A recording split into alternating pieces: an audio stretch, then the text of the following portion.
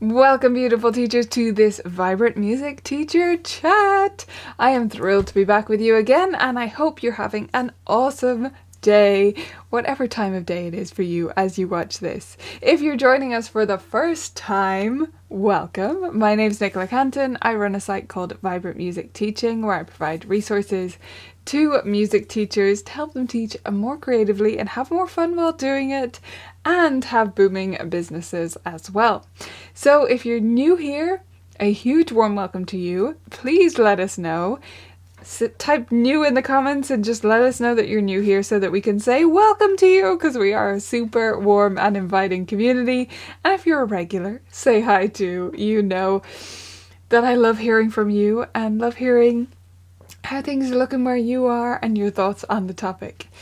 In this show, we go through some of the latest new resources coming out for music teachers. We dive into what's coming up soon and a special topic each week.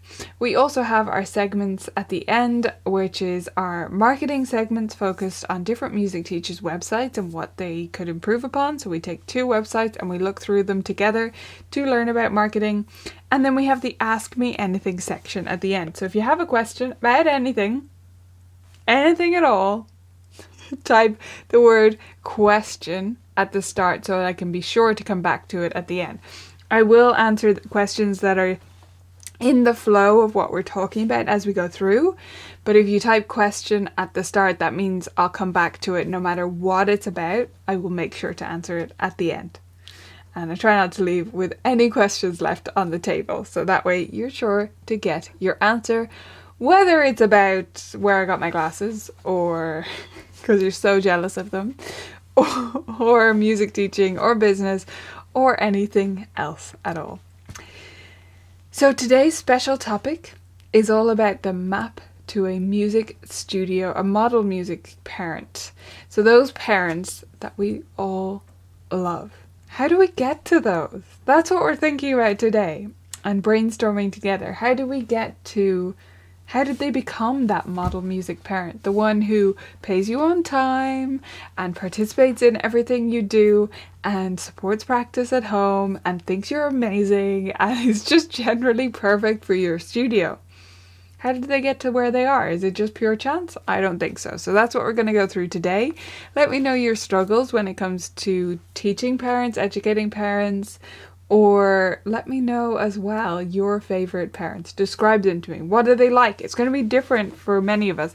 I described some of the basic things there, right? They probably support practice well. They probably pay you on time. I doubt your model parent pays you late.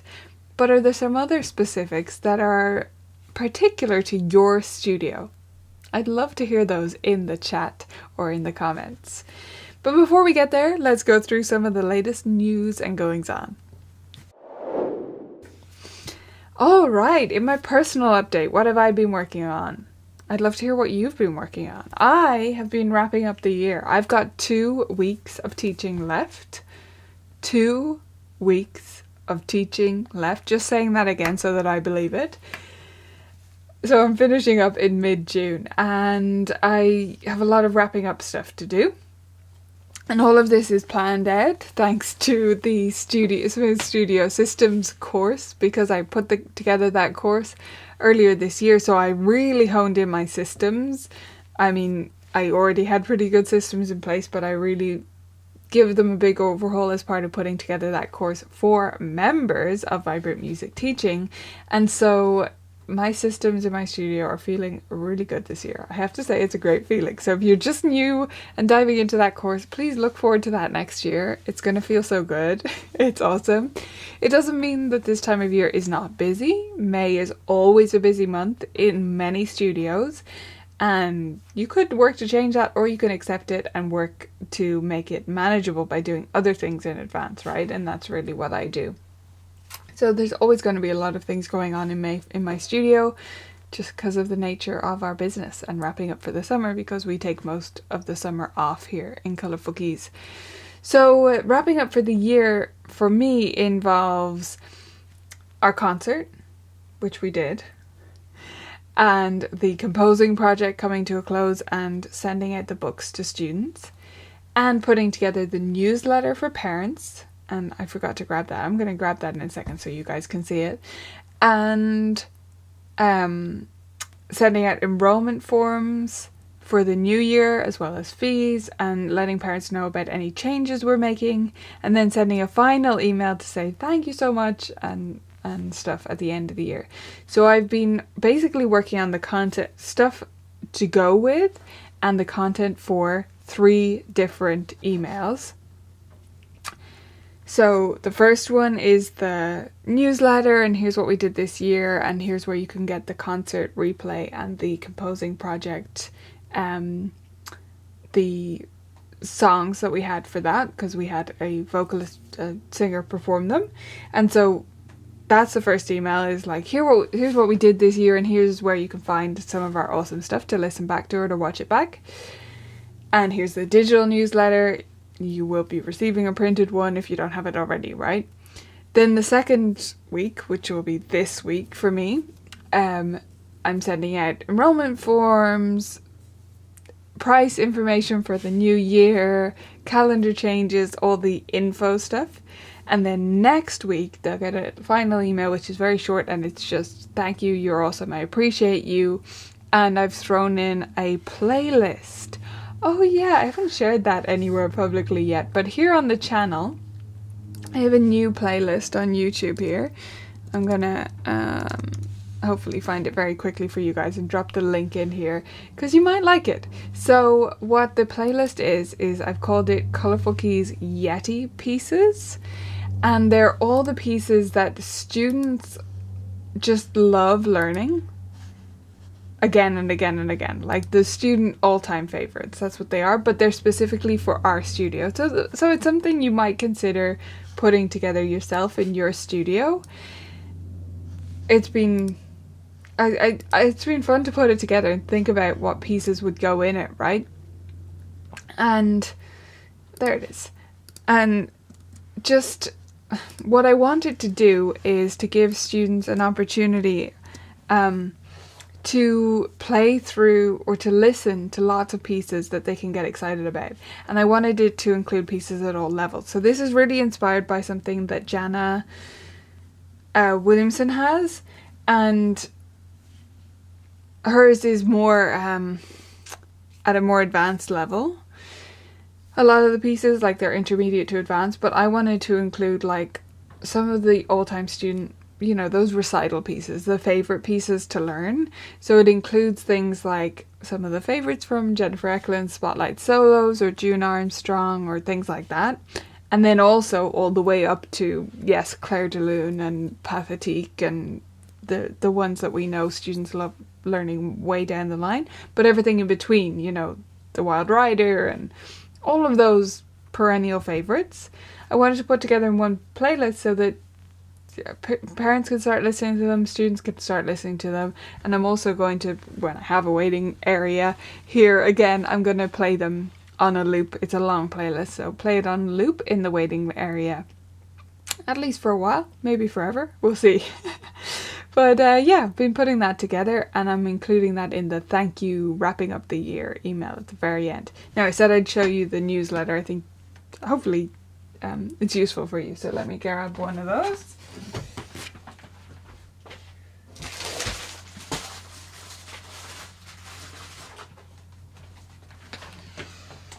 Because I know I showed you guys last year around this time. We've been doing this show for over a year.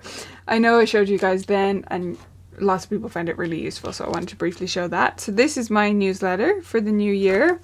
I discovered in the printer that I use, this is the same price as a regular folded over kind of leaflet. So I was like, oh, I'm doing this. This is fun. The things I find amusing. Anyway, so different things on there. We've got a section on grit and growth, because that was our theme for the year, and then the spring celebration. Inside, I'm not going to show you too closely because that would be student names, but inside I always have student achievements. So those are what's on either wing there, and that just says one sentence about what that student did this year. So graduated from level 2 and moved up to level 3 and taken on some impressive projects, or maybe they did some specific challenges and I'm mentioning those, etc., etc.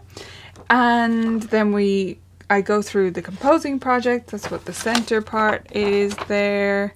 Composing project and group workshops, and then a bit about our earlier concert. Really important to mention that the concert, if you did stuff earlier in the year, that's the most important stuff to put in your newsletter, to say, hey, this was months ago and I've forgotten about it and you've forgotten about it, but it was pretty cool and it was still this year, right? So if you do an annual newsletter like me, make sure to put that in there.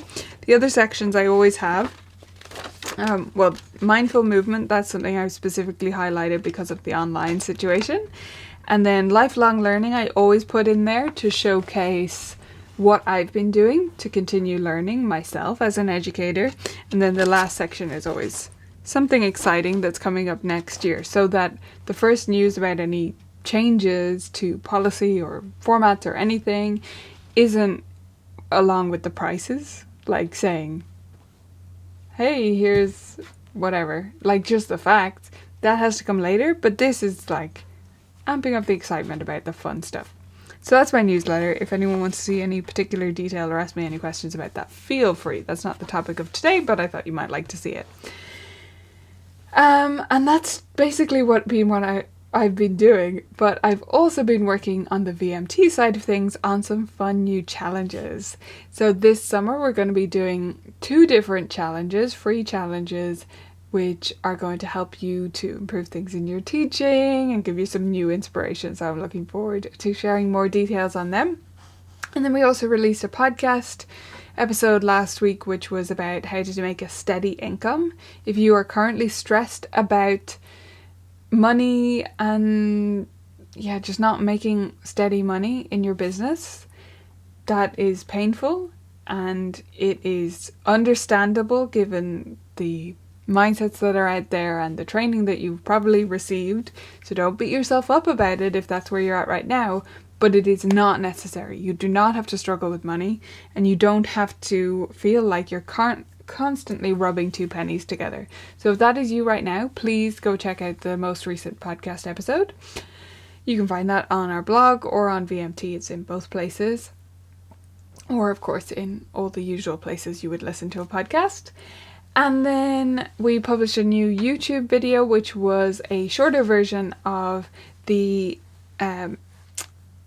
one of these chats, which was about the Punished by Rewards by Alfie Khan and the lessons from that. So if you missed that chat, or if you want a summarized version of that information, that would be a good video to check out. It's the most recent one here on YouTube as we do this. So that's all my latest news. Now let's get into what's coming up soon.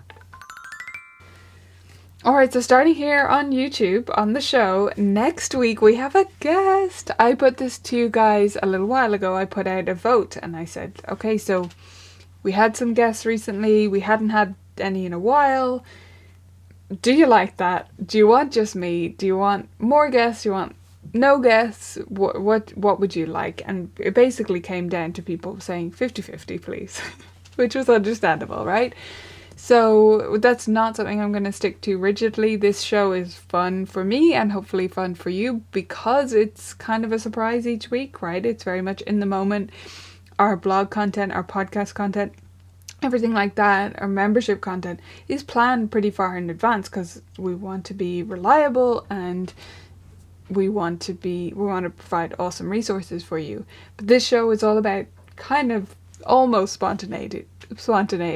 I'm a planner by nature, so I say almost spontaneity. But yeah, it's a little bit looser and we're going to keep it that way, but we will start to have some more guests, so regulars can look forward to that if you're familiar with some of the interviews we've done in the past. So next week is our first guest in a little while since June Armstrong, and it is going to be Nathan Holder. Who has heard of Nathan Holder? He is the author of a book that I reviewed here on the channel, which was called Why Is My Piano Black and White? Has anyone read it or got it in their studio? It's a great one to have in your lending library for students, or to encourage parents to buy for their kiddos. And he's also recently published Where Are All the Black and Female Composers? And he has a couple of other books to his name as well. So we're going to be chatting about making fun facts actually fun, because I believe that's what he does really well. Like his guides, they could be just another slightly pathetic attempt at being fun. Right, we know the books I'm talking about, right? Where it's a history book and they've said fun fact, but it's not fun.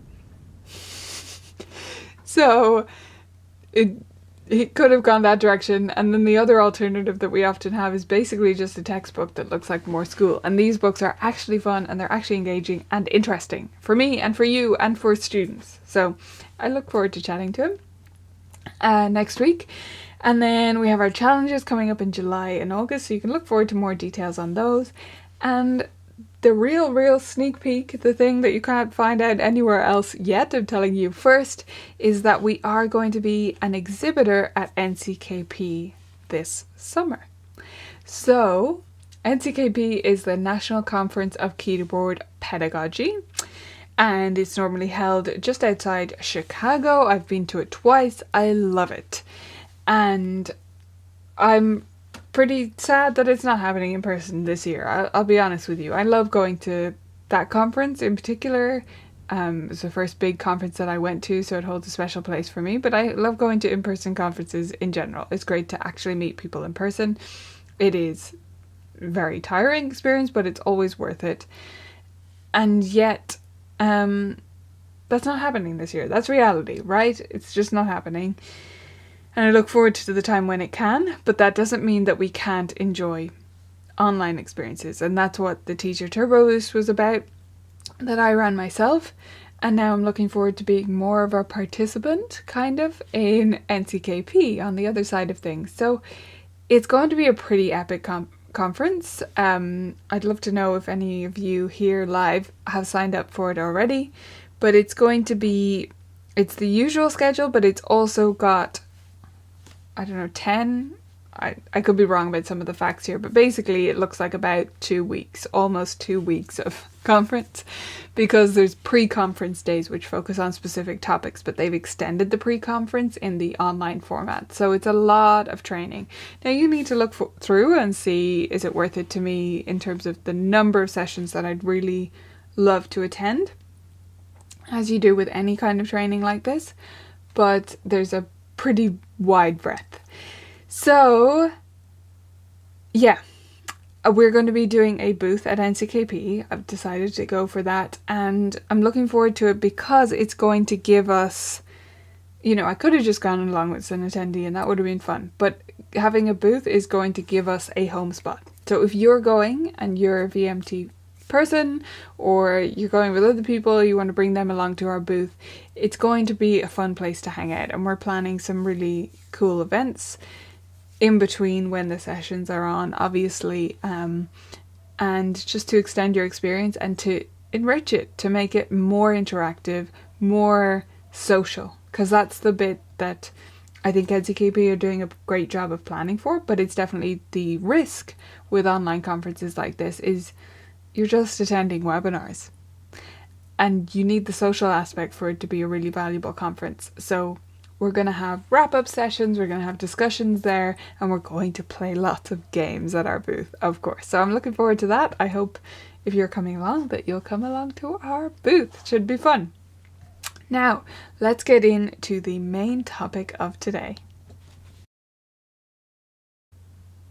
We all have those piano parents, those music parents who we love, who are the best part of your studio, who are everything you want them to be. This is Macy's description. My model parents help with listening assignments. Students fill out a worksheet after listening to a classical piece. Some parents listen and help, others complain and act like it's a crazy request. So that is just one example, right, of how someone can be a great music parent for you or not so great. The other basics that you might be looking for in your model parents are that they pay you on time, they don't complain about fee increases because they think you're worth it, They love what you do and how you do it, so they don't interfere with the pedagogy. They support what you're doing. They help with practice at home, including filling in listening worksheets. They do all the things you want them to do, and you just wish you could put them in a lovely cloning machine and create lots of other parents just like them. Well, let's see how we can make that more likely, shall we? Okay, I think this is all about understanding the phases that a parent goes through when they come into your studio. And if they go through all of these phases in alignment with how your studio runs and your philosophies of teaching, they become that model music parent, or you give them the best possible likelihood, best chances of them doing that. So the first stage is the self-selection stage. Self-selection.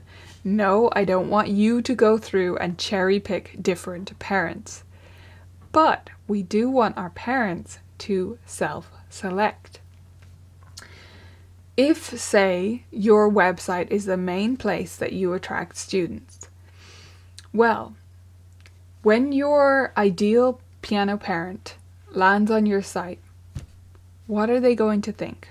That's the question you need to ask yourself. Or if it's a flyer, or if it's a Facebook group, or wherever you market, wherever people come across you that isn't just a referral, what are they going to think? Here's what you want your ideal parents to think. That's me. That's for me. I can see myself. That is me. Even they won't do this consciously, of course, but they see things on that page, and the description of your studio sounds just what they were looking for. What they didn't even know they wanted to look for. It's there, right? So an example of this in my studio is parents arrive on my site, which is colourfulkeys.ie. If you want to look at the studio side of things, it's always open to you because I know it's useful for teachers to look through. When parents arrive on my site, if they are an ideal parent for my studio, and this doesn't have to mean pigeonholing your studio, okay? It's just about understanding some of the common characteristics in the parents who do really well in your studio. If a parent arrives on my site and they are someone who took piano lessons as a child for like 2 years and then quit because their teacher wouldn't let them learn any pop music and they found music reading really difficult, they quit. And then in their teens, they took up guitar or maybe piano again, but they learned it their own way and they played chords and they got into a band, and that has continued being a part of their life. And now they have a kid. When they arrive on my site, they say to themselves, oh my gosh, this is nothing like what I had as a kid, and it is what I always wanted but I didn't know could exist. Now that's not the only type of piano parent I want to attract. I'm just giving you an example of someone who would be an ideal fit for my studio because they're slightly unconventional, they love music, they place a huge value on it, and they don't know what the better way is, but they know there's a better way. A lot of these parents read my About page, which goes through my own journey and how I think it's pretty wild that I didn't know that anyone could improvise outside of the jazz world until I had already graduated through all of the grades and etc. You can read the About page. Many parents read that and they say that was me, or that describes so much of my experience, and that's what I don't want for my child. So this self-selection phase is about the parent who's not for me. Okay, so that is the parent who really wants their child to take lessons because they want them to have the grades, because they believe that's an advantage on your CV or for the Leaving Cert, which is our school exams here, or for some other reason that is academic and about the pieces of paper. They arrive on my site and they see everything we're doing. It's not for them. I'm not sure if we dropped off there for a second. The joys of live video. Hopefully we're still alright. So if that parent comes along and they see my site, if they want this exam-based experience, if they're all about results in terms of numbers and the academic side of music, this isn't the right fit for them. So maybe that is the parent you want. But maybe it's not. Maybe you're like me, maybe you're somewhere else, maybe you've got some other expectation. Whatever it is for you, you want your parents, your potential parents, to self-select, to figure out that this is the right fit for you, for them, or not. Okay, the second stage then is anticipation. So this is where the parent has arrived on your site and we're moving down what we would call a marketing funnel, if you're familiar with that term. So they've come to your site. This is for them. They are that parent who says, yes, that resonates so much with me. This is exactly what I want from my child. Then there's the anticipation phase. And this is the phase where they apply to your waiting list or they email you to inquire, and then they get an email back from you. Maybe they get some information from you. Maybe you set up an interview. During that phase, we need to build the anticipation and affirmation that this is a good fit for them. They were right. And that's through little touches. That's just through little things in their email, that in the emails you send to them or the text you send to them or whatever way you communicate. That's little touches that say, yeah. So if you know what your studio stands for, you can put those little touches in. One of the things my studio stands for is being inclusive of parents of all backgrounds who didn't study music, who didn't have friends who study music, or who did. So one of the things I put in my initial emails is my information about how to choose their first instrument. And it's written in friendly language, simple to understand, and it encourages them to reach out to me. Putting that in is about saying to them, yeah, it's about informing them about the correct type of instrument, sure, but putting it in that language is about saying to them, you're welcome here, no matter who you are, and I'm not going to throw jargon at you because that's not who I am, right? So I'm not going to just say weighted keys and not explain to you why that's important in simple language that you can understand. I'm your guide, and I'm here to help you through it, whatever level of music you have yourself.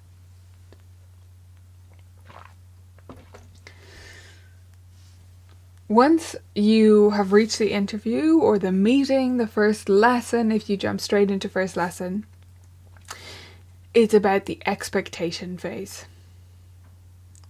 So we had anticipation, now we have expectation. And this is about you conveying to them what your expectations are of them and them learning what to expect of you. And a lot of this for me is communicated at that first meeting, because that's where you can have a face-to-face conversation and make sure that they understand what's going on. The expectation phase, I think, is the one that a lot of us actually get right. If you're doing a meeting with new parents, you're probably doing this pretty well. You're laying out what's expected of them, supporting practice, buying the right kind of instrument, all the things.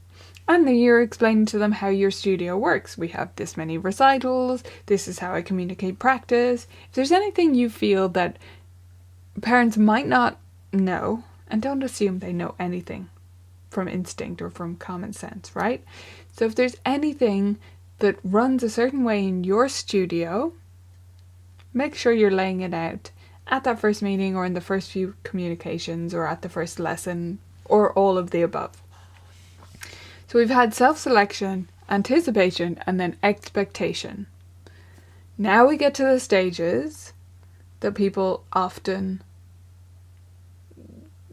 I don't want to say fail, I can't come up with another word, that we often fail at. And I'm going to put myself in that bracket, okay, to soften the blow. I have failed at this in the past. You can recover, but it's hard. So this is the most important part to pay attention to. And this is what we call onboarding. Now, onboarding just means when someone joins your studio, in this case, when someone signs up to your business, what is the process they go through from being a new customer to being one of your regular customers. So in our studio, that's the first few months that a new parent is in your studio. And the onboarding process needs a lot of thinking out, because it's not just about what other businesses would be worried about. They'd be thinking about retention, basically, getting more money from this customer. And a big part of that in many businesses is keeping them around, making them a repeat customer. That's important for you too. But onboarding for us is also about parent education and laying the foundations for that student becoming a lifelong learner. I know it sounds weighty. It sounds like a lot to place on the first few months, but it matters and it does make a difference. So that onboarding process, it consists of many things. It includes the lessons and the small little touches you have with parents, like talking outside the door or a few minutes here or there or little phone calls. But I like to have this as a onboarding email sequence as well, so that you can be sure every parent gets the same information. So we have a fully laid out set of emails that you can use. So members, and if you're not a member, that's how you sign up, but members can go to the Essential Email Templates course. Just go to Courses, Essential Email Templates, and you will see the fully laid out process. It will also give you full instructions there of how to set it up in Gmail, if you're using Gmail, or in MailerLite, which is free automated email software that I use myself in my studio. So that onboarding process is where you take all of that expectation and the anticipation of what the parent thought they wanted in your studio, and you bring it to life. Because the expectations that were set at that first meeting, they can disappear. I mean, imagine having that first meeting yourself. You go in there, somebody tells you, let's take an example. Let's say you're going to do pet training with your pet, okay? And you go into that first meeting and they lay out, okay, so here's what you do, here's how you practice every day, here's what to do if your pet just won't cooperate one day, here's what to do at our weekly training lessons, etc., etc., etc., including all the business stuff, how you pay us, late penalties, everything, and a tour of the pet center. So you have that first meeting. Do you remember all of that information and put it into action? I mean, no.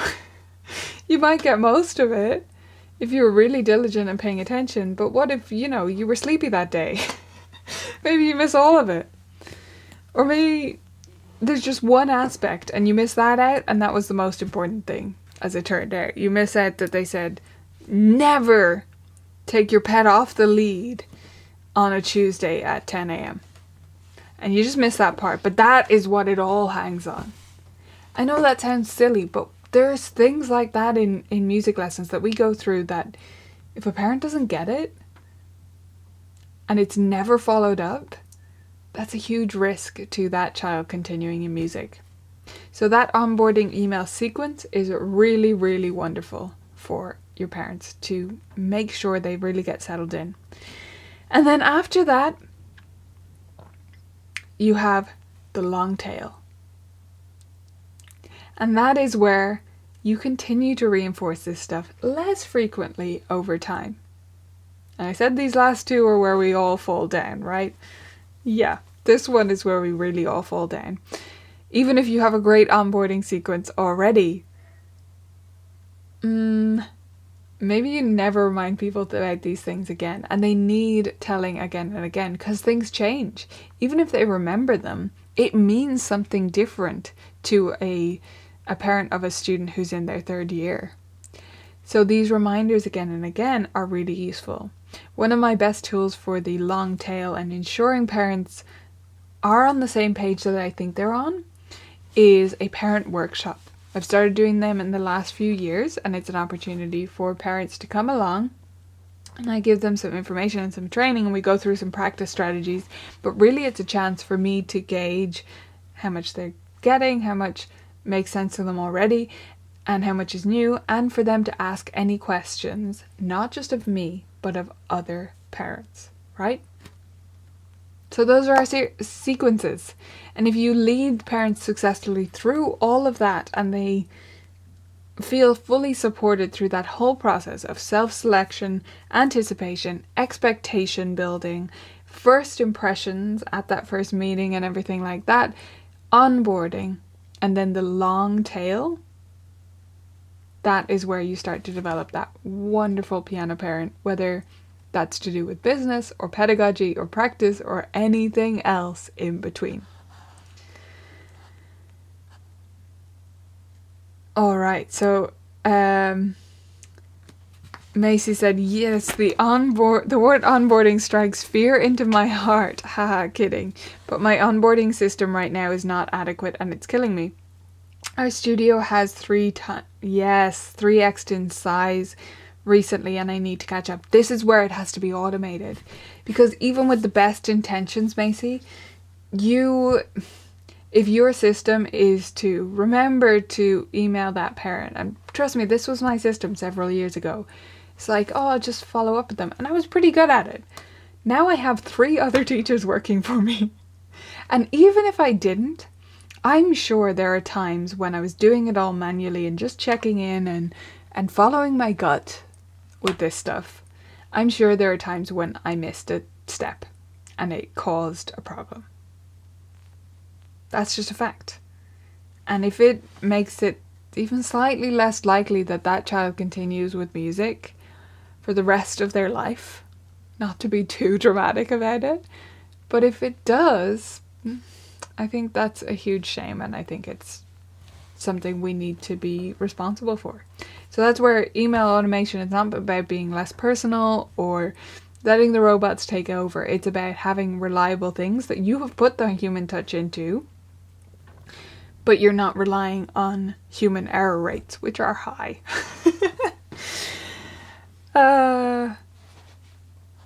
Juliet, interesting question. Have I shared information about the help guide for parents purchasing a keyboard? Yes. Let me see if I can quickly find that link for you there, Juliet. Because I think I can do it quickly. Got it!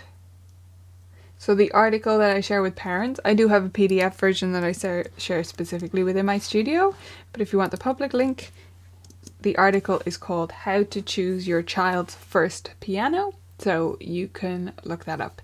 And it just goes through the basic different types, and of course they follow up with questions or specific models, but it gives them the basics when there's so much to wade through, right? Linda, I hold the parent workshops in September, towards the end of September. So we've been in a few weeks, but it's still in the start of the new year. We start last week in August / first week in September here in Ireland. So that's about 4 weeks in to the new year. Several people asking to hear more about the parent workshop, so maybe that's something we can do a full future chat about, but if you've any specific questions, let me know those.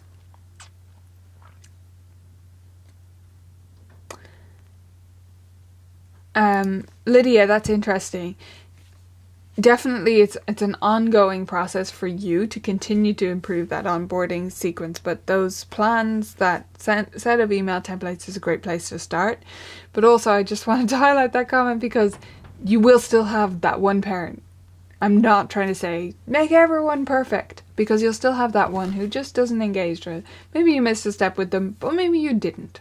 Maybe they just don't get it and aren't going to, or have something else going on that means that they're not going to prioritize practice, and that is it. But we're trying to maximize our chances here. All right, awesome stuff. So that is our map or sequence to a model music studio parent. We are going to go into our web reviews next, but as always, just ask me any questions with the word question at the start so that I make sure to come back to it at the end. Now let's go into our web review section. So, as a reminder, here are the things that we're looking for in our web reviews. We want the website to have enough text on it, a clear call to action, which means telling me what to do with a big button.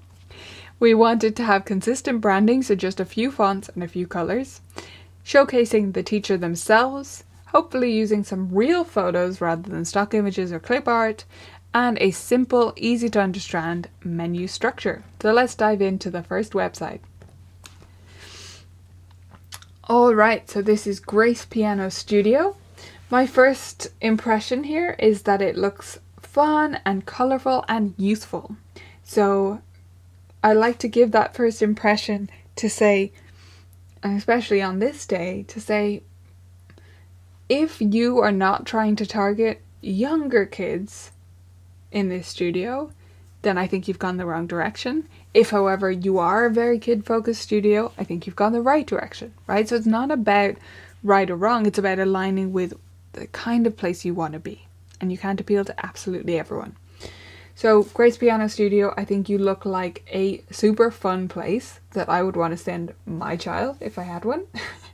And we've got a photo right away of a kiddo sitting at the piano with the footstool, obviously a little one as well, which is great. We've got an about section here,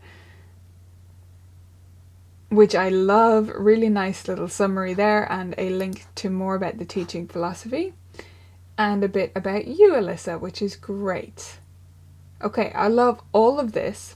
There's one thing I'm missing right up the top, and that's a call to action.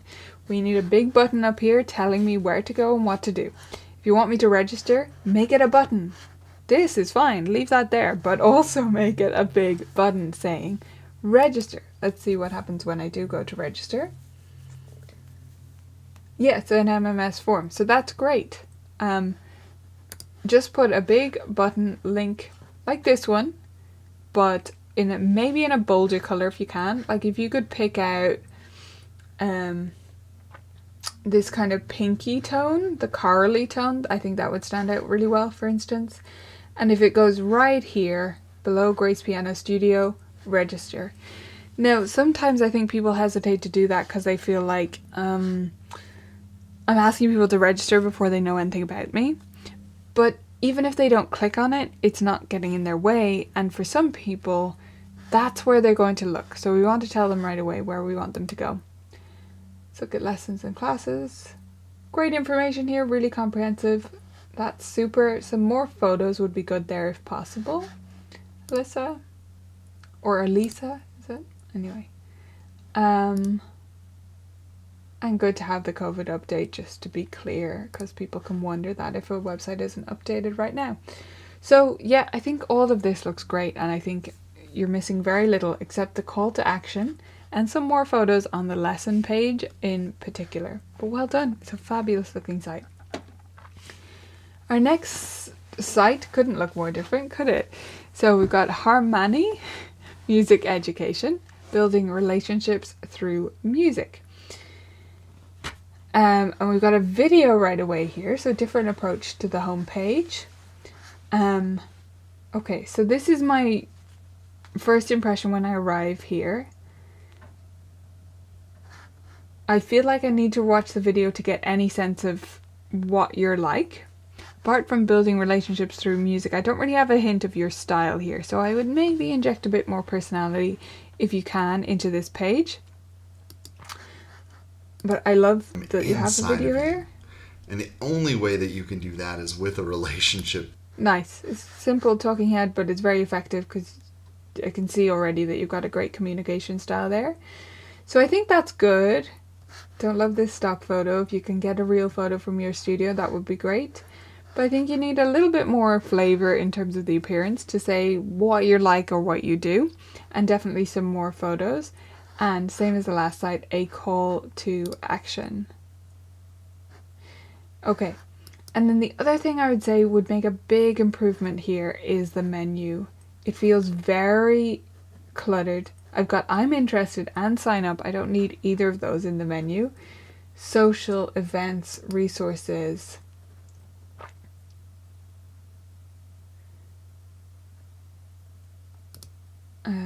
Events, social is your links. Okay, so you could keep sign up as the furthest one on the right, and if possible make it look like a button. And then I think summer lessons should go under lessons. I think about should stay, and I think I'm interested should be removed. And I think social events and resources could also be on one page or somehow sub-menu items for one overarching thing. So just cut down that number of menu items there if you can. And call to action on the homepage, and you'll have it. Great job on the video, great job on putting together the site. That is super.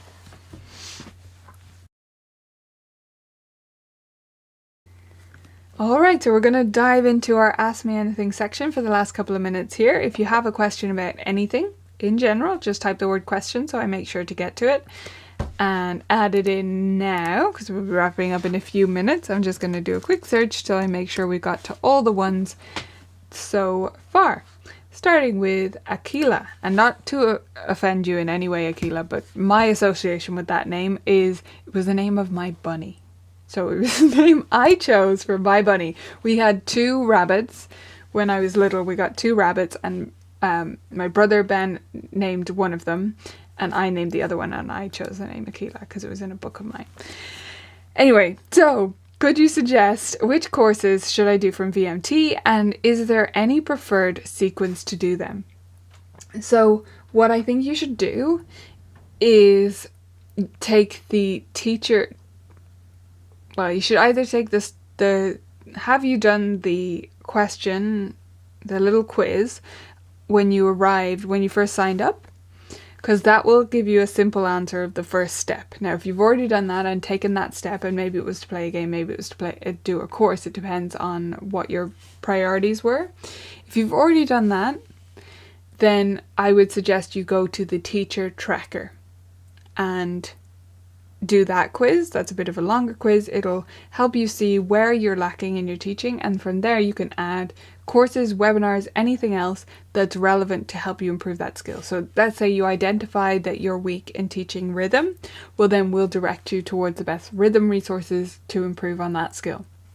Now, if you need any help with the teacher tracker, we do have videos of how to do that in the community. But if you have any trouble finding anything at all, Aquila, just reach out to support.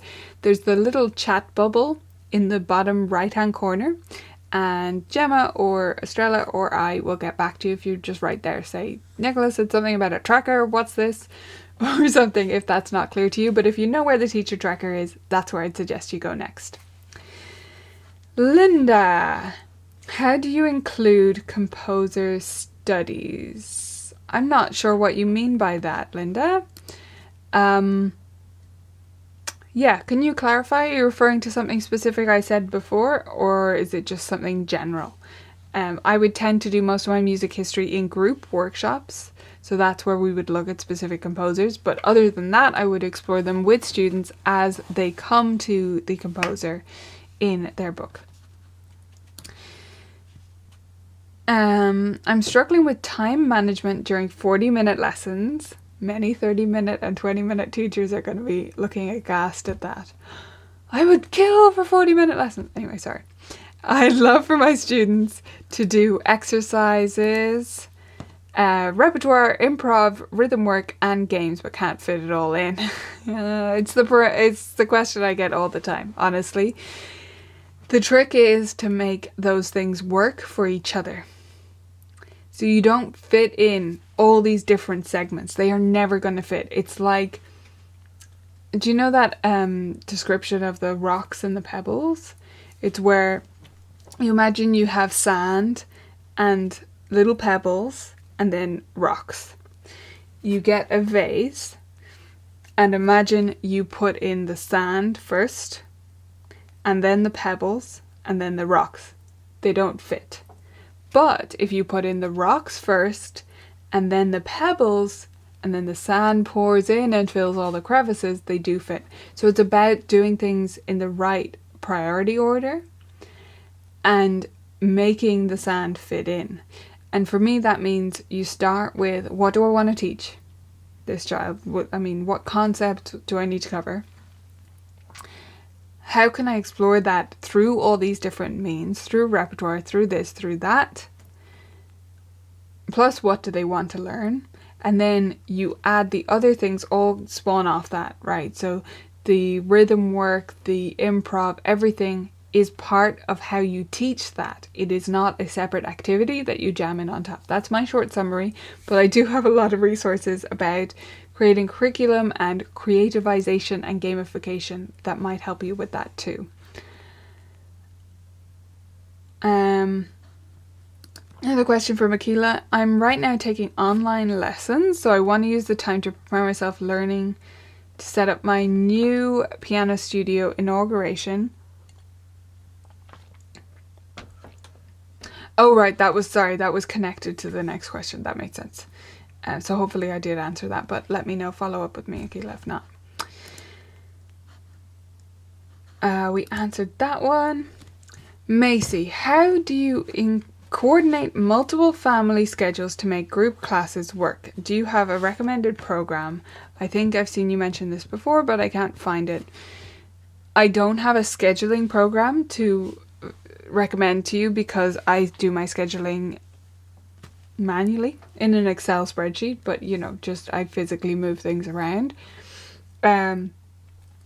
Because if you're looking at something like that, where you have shared lesson times, group lessons, making family schedules work, the best thing I can suggest, which I always suggest, is that you give people an opt-out schedule, meaning you show them all of the available times and you say, you have to tell me when you absolutely cannot come, and then you have all the availability of all your families and you make it work from there.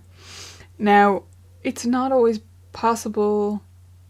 When you say multiple family schedules, I don't know whether you mean within the one family or multiple families for multiple students from different families for one group.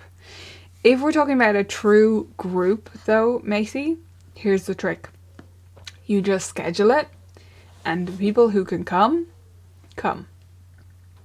If you're talking about anything beyond a couple of students, you do not try and make it work for anything. And that would be everyone. And that would be my same recommendation for recitals. You pick a time that you think is going to suit the most amount of people and you just run with it.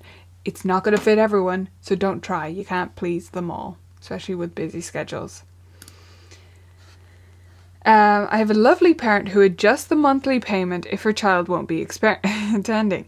My policy states that there is monthly tuition not paid by the week. Help. Okay, Karen.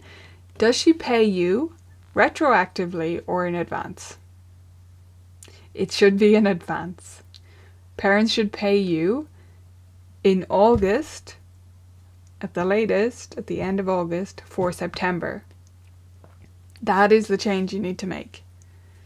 It can't be that you bill at the end of the month for that month.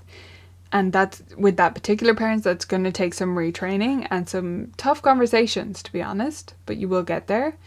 So yeah, that would be my recommendation there, though, that you need to make the payments in advance rather than at the end of the month. Does that make sense? It's just, that makes all the difference in how people view it.